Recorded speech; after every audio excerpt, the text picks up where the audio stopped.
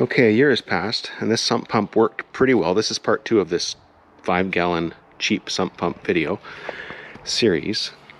This year what I did is I dug the bucket out, and I went deeper. I went about a foot deeper down into the hole because it just wasn't filling up with water as much as it should, and the building concrete floor is actually below my foot. It's quite a ways down there, so I think we're below the concrete floor now. We might have been level with it before. So the first thing I did is dig it down a bit more.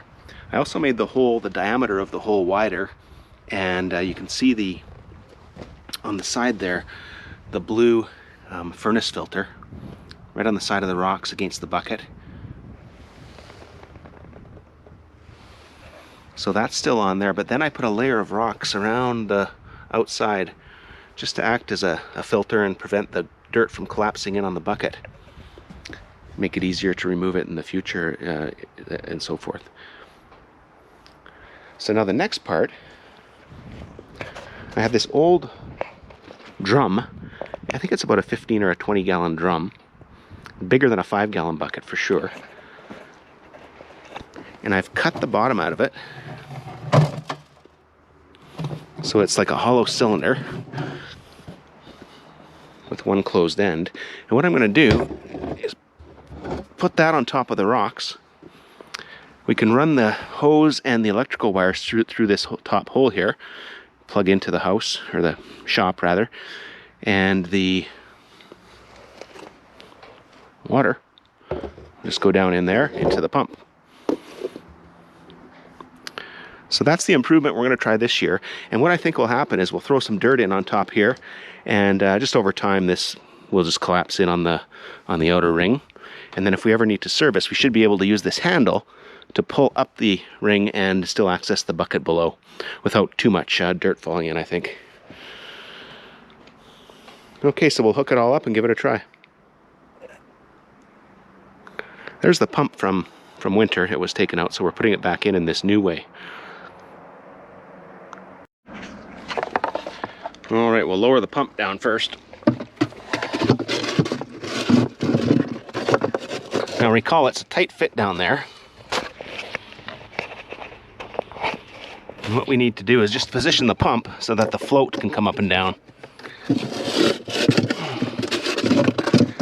And I do not recall the best configuration. It's something like this.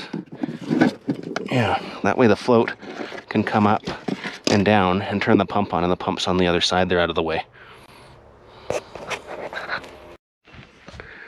All right, we got our hose running down there and tied in. Now we just got to get the bucket on and our electrical through the hole. Let's grab the bucket. The hose isn't quite long enough, but I think it'll do. Barely.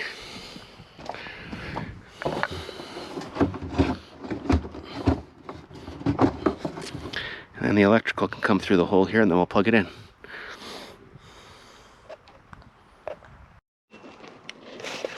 Okay, so I got the hose into the pump and through the hole down there, along with the 2 electrical wires, the pump switch and the pump itself. So now we should be able to lower our cone on top.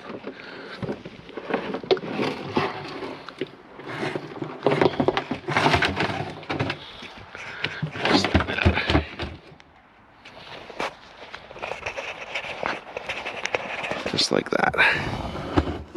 Get this all straightened out. We'll get some dirt in there to hold it in. And there's our hose going out. And here's our electrical that will plug into the shop.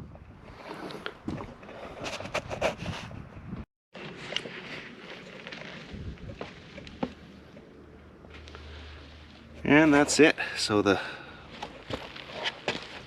bucket here is sitting on top of that gravel that's all around the smaller 5-gallon bucket that's in there, with the pump and the float at the bottom of the 5-gallon bucket. So now we'll fill in the sides with dirt, or I might just let it naturally collapse in over time. Just put a little bit in to hold it there in case I need to remove it.